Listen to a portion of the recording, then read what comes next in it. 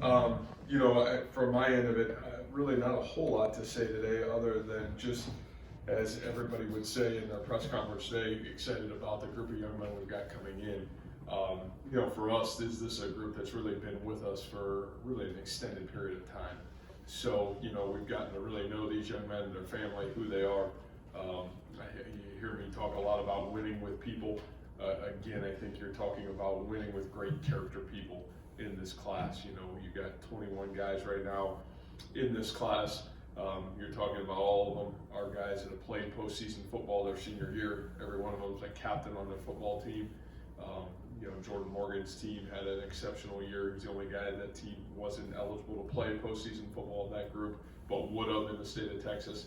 And you're talking about guys that are elite academically, and I think kind of going to a formula on all phases of the game. Special teams got addressed, offensively got addressed, defensively got addressed, to kind of who we want to be and what we want to become. Really excited about, I guess, all of that. So with that said, I'll certainly open it to you guys for questions you might have for me.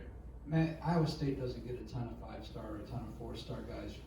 What do you look for in the 3-star recruits that you give you the confidence that you and your staff know you can turn them into 5-star game day players?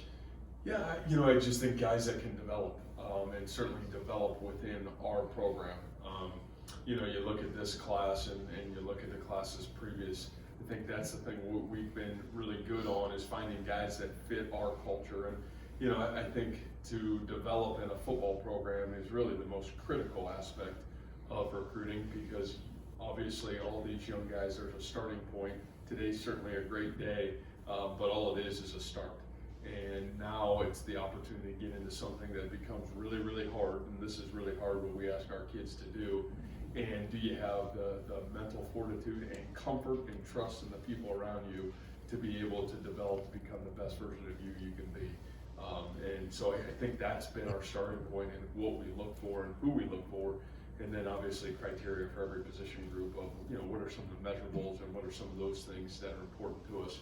But I think that character piece of it, that trust piece of it, those two things are really critical, because if you don't have those, there's probably no chance that any development will occur within your program. What kind of an impact could somebody like Xavier Hutchinson have pretty early on, given not only is he a JUCO guy, but just kind of has the size, strength, and those type of intangibles?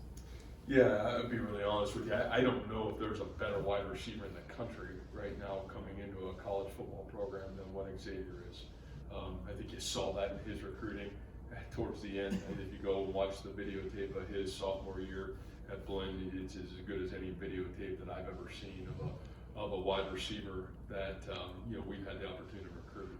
And, I give Xavier a lot of credit, him and his family, for really staying loyal to us. We've developed a great relationship with the family, with Xavier.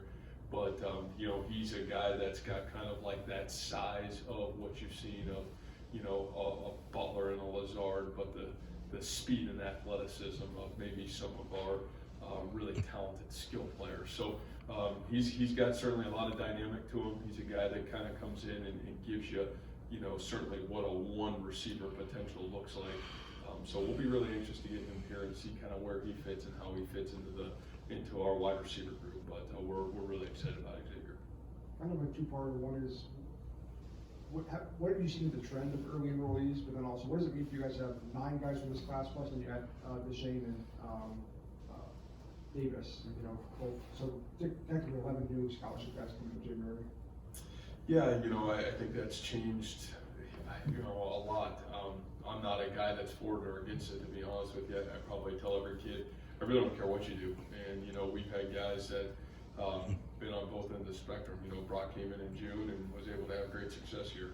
Other guys have had the opportunity to come in mid-year and, certainly benefit from that. I think Brees benefited from that. But I think everybody's a little bit different in this process. And, I think it has changed. I think young men really feel like the push to get on a college campus sooner, but sometimes I love it that guys want to play basketball and they may want to play baseball or run track in their high school program. So I think it's a little bit different. I think it's certainly changed quite a bit over the last couple of years. Like you said, this year our roster will be totally different. January 6th, our mid-year enrollees at least come and get ready for orientation here. and start school, soon after that. But man, that's really fast. So we're excited to get some of those guys mid-year, but I think it's changed, and that dynamic certainly changed a bunch. What kind of impression have you gotten from Latrell in the time you've gotten to know him, and just it seems like junior college was really beneficial for him, and then obviously that's going to be a position need next year too. Yeah, I think Latrell is one of those guys where you talk about a guy that maximized his full potential. He's the National Defensive Player of the Year, in junior college football, a guy that had unbelievable success during his time, both last year and this year, and certainly a guy that comes in and competes with some really good players in our program right now. I think one of the things that was really exciting about the defensive line in general, again, it's another year where we were able to really bolster with, really the top guy on our board in every spot, which is hard to do, and we were able to do it in this class with all three of those guys. So really, really excited about that, and really comfortable with being able to get Latrell here. Again, a young man that comes from a great family, a young man that's kind of had to overcome adversity early on, lost his mother, midway through his high school career, and a guy that has just persevered through it, and a guy that actually has a strong purpose of what he does. So really excited about Latrell. Will do a phenomenal job for our football program.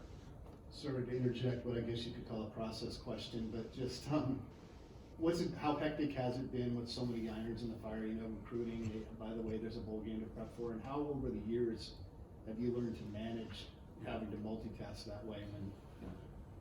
Yeah, it's a good question, and I think the more we get into this, again, you talk about this recruiting class, and these young men have been with us now, the majority of them for a good 4 or 5 months, some of them way longer than that. And so I think for us, that's a positive about the young men we recruit. I think the relationships we build and the trust that the young people have in us, that they're willing to stay the course. So I think that part allowed recruiting, at least the last 2 weeks that we've had since our last game, to go smooth. I think the second part of it for us has been the ability to, kind of be able to finally put our focus back on our own football team this week, really getting back to work with them, which has been really enjoyable. And, I kind of feed off of some of their energy. They're finishing exams this week, and we're really working hard to put a game plan in. So, I think it's been crazier probably in the past because there's probably a lot of uncertainty, or we've been trying to play catch up, where I think now you feel really comfortable with where you're at, and you understand what you're recruiting to, who you're recruiting, and then, excited that we're obviously playing postseason football and preparing for that as well.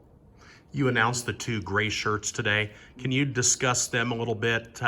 Did Deshaun James's injury his senior year kind of play into that decision? And then Deshaun Davis, kind of what he's been up to over the last year? Yeah, we'll start with Deshaun. Deshaun's a young man that's obviously really talented, had a really tough injury his senior year of high school. One of the things that we wanted to do in the benefit of Deshaun is make sure that when he started his clock here at Iowa State, when he actually officially enrolled here, he was 100% healthy for his benefit.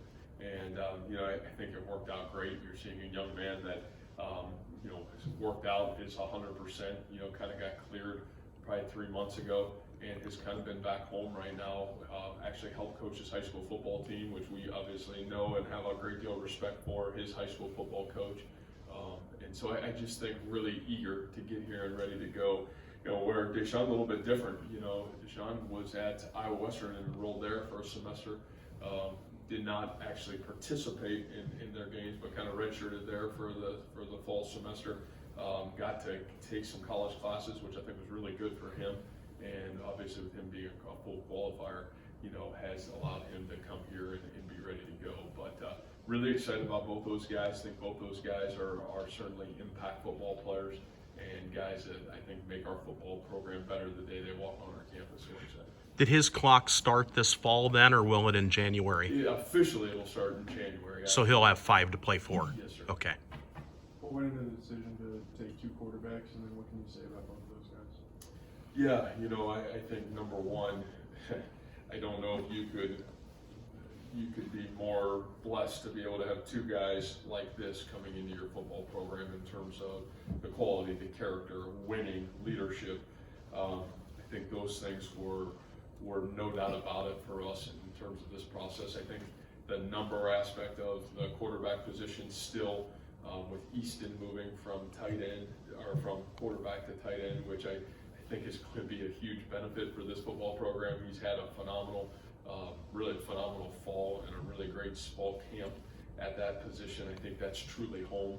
I think once we felt that that was going to be the move, that, you know, bolstering our numbers of getting the right guys and making sure that quarterback room looks the right way, was really important to us. And, you know, to be able to be fortunate enough to get a guy like Aiden, who, you know, a guy that's been with us now over a little bit over over a year in terms of committed to Iowa State. We've had an unbelievable relationship with him and his family, and a guy that we really believed in, you know, from the day we had the opportunity to watch him throw as a junior and watch him come to our camp and lead and empower people around him. He's a pretty special young man in terms of that aspect of things. I think he's got a high football IQ in terms of what he does. And then, you know, then you flip over and you talk about Hunter.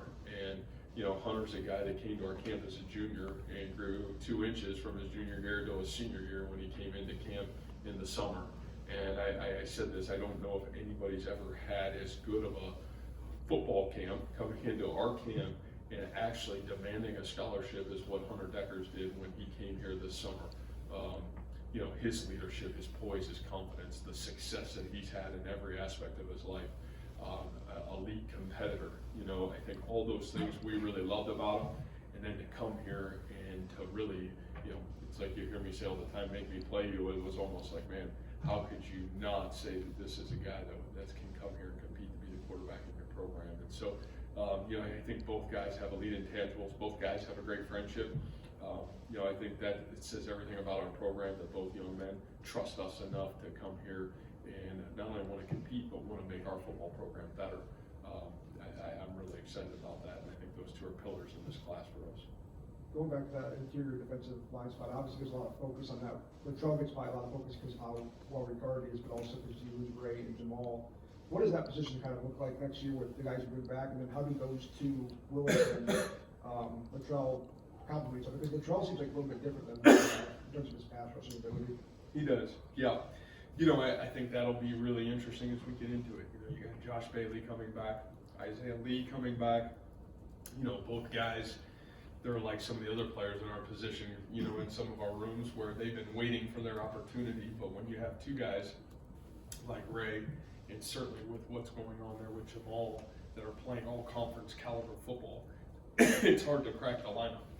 And so I think those two guys have just been waiting for their opportunity and developing. Now, you talk about, you know, you bring in a guy like Latrell, and then you talk about a guy like J.R. Singleton. I mean, really, J.R. Singleton, I don't know if there's a better football player in this entire class. I mean, you're talking about what that kid did. He led his team to the highest school state championship in Illinois. You're talking about a guy that's broken every barrier in terms of what he did, and now he's the defensive player of the year in Illinois. You're talking about a kid that did a defensive tackle. You know, he's as special again as anybody in this class of a type of character and leadership and talent of a young man coming in our program. So I think there'll be great competition. You know, I think it'll be really fun to watch that group evolve. I think some of those guys do things that are completely different than what some of our two guys do now, and yet they have some of those same characteristics and traits that make elite nose guards. So it'll be fun to watch that group and that battle really start to happen, and some of it'll happen obviously this spring, and then when JR gets here, I think it'll all put together as we get into fall camp. Matt, what opportunity does the bowl game present, not only Iowa State, not only your program, you're still trending, you know, positive building program, but also Brock, who I'm assuming will be on, you know, in the Heisman conversation during the preseason and whatnot. What can the bowl game do for you and Brock? Yeah, you know, I just think for us, and it's what we've done, Randy, from the day we've gotten here, is we've tried to take every opportunity and every day, one day at a time. And I know it's a little bit of a cliche answer, but I think that's what's allowed us to try to maximize and continue to grow through this process of building this football program. And, you know, not really worried about, you know, maybe what a game can do or not do, but almost kind of saying, man, where have we done a really good job? Where have we failed? And how can we use this extended time to continue to close the gap to who we want to be and what we want to become? And, you know, when you play an opponent like this who's got elite talent all over the place, you know, it demands you having to be your best, and we either will or we won't be able to kind of compete at our best next Saturday. But I think, man, what an opportunity with this football team in 19 to kind of put a great close to the season, and yet use some of these practices and some of this developmental time to say, man, how do we springboard ourselves into 2020? So, you know, I do another great opportunity for Iowa State football just to continue to grow and get closer to being where we want to be and who we want to become. What about for Brock? Yeah, you know, I think for Brock, I really think he's so similar to our team. You know, he's made great growth. You've seen great growth occur, and yet, you know, Brock's a guy that's so analytical and so willing to sit back and say, how do I grow? That really we've been able to use a lot of time over the last 2 to 3 weeks to evaluate that. And, you know, it just so happens you get another opportunity here in 2 weeks to, you know, less than 2 weeks now, to play another football game to say, where have you come from your freshman year to your sophomore year? And then we go to work on him and us as we kind of come back in January. So I think another huge opportunity for him, another great platform. I know you've always talked about how in the bowl game prep, the out of practice is usually benefit some of the younger guys who don't really get opportunities. What young guys so far have emerged and made the most of these opportunities from the out of practices? Yeah, you know, I think that's a really good question, and that's hard to do sometimes because you got to really stay the course. You know, like you get to this time of year, and some of those freshmen, man, they can't wait to get home for Christmas, and it's just, you know, they're gonna have to wait a little bit longer to get home, but that's hard, and especially when you're redshirting. And I think as our program goes, there's a lot more young guys not playing right away, and that's how it should be. That's what real programs look like. And so I think, you know, one of the things that's been fun is to watch some of these guys be able to stay the course for us. You know, Darian Porter's a name that I think is probably, if you say, man, what's one of those young freshmen that have just, from the start of the season to the end of the season, grown more than anybody in the program. It's one of the names that I would say for sure is going to be a great football player here, and a guy that's waiting for his opportunity to kind of explode onto the scene. Jyrell Brock, I think, is a guy that continues to make huge positive momentum in a really positive way forward. You know, you flip on the defensive side, Asheen is a guy that continues to demand attention from everybody around, because when you watch him play and you watch him execute, it's really impressive. And I think he's a guy that's been able to stay the course. Eric Horn is another name that continues to really flash, and then Corey Settle. You know, Corey Settle, I think we talked really highly out of fall camp. I think he's persevered, and he's really taken advantage of some of his opportunities. I said this in fall camp. I'd say this again. That O-line class, really probably the best complete O-line class we've brought in here. So I think those guys have had a really good fall. I think some of those guys will probably really put themselves in position to compete come next fall as well. So excited about that group. Speaking of the O-line, you got a good mix of guys, primarily headlined, I guess, by 2 in-state kids. What do you see from each of those guys? How important was it to get those 2 in-staters, especially for one to be right down the road?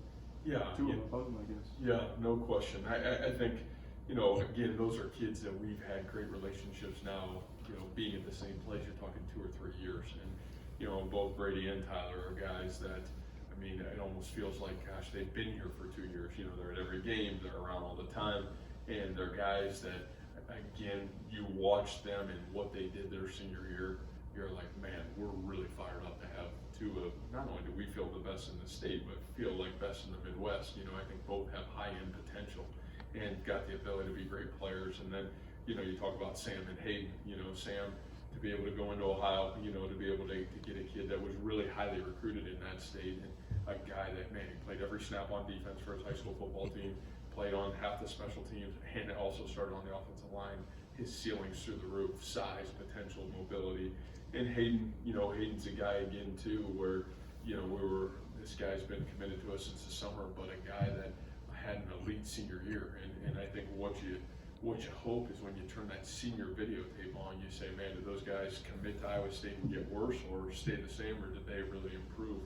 All 4 of those guys had incredible senior years, and I think they've shown that they've got the mentality to come in here and get themselves ready to go. You know, Tyler and Hayden obviously both will be mid-year guys, so it'd be great to have those guys in the weight room, nutrition, and and certainly in spring practice for us, I think it'll be really beneficial for both. As you guys have started watching film of Notre Dame, do they remind you of any team that you guys have played stylistically? I know defensively they, I think, run a lot of 3-3-5 defense, but on either side of the ball, are they similar or not? Are they different kind of? Yeah, you know, way more of a 4-man front than I would say is a 3-man front on the defensive side of the football. But you know, and you know why? Because they probably got the best looking defensive line, you know, that we've seen since you know, really the teams that we played. But you know, I think they're a really big, strong, physical football team, and you can tell that you know, they've recruited exceptionally well there, and they're a team that physically looks the part. So, you know, have we played some of those teams? Yeah, we play Oklahoma, we played Texas, we played some of those guys, but I think that in terms of complete football team, you know, they're probably as complete of any football team that we played to date. You know, both from the size, from physicality, and certainly from the ability to execute at a really high level. So, be a great challenge for us. This is a little off the wall, so bear with me. Yeah. What are bowl game gifts? What does that add to the experience for the guys, and just kind of to go along with the game? I mean, just what do you have any thoughts on what those? Yeah, you probably asked. You know, that's probably a bad. Like, I should give you like a good answer to that question, but I don't.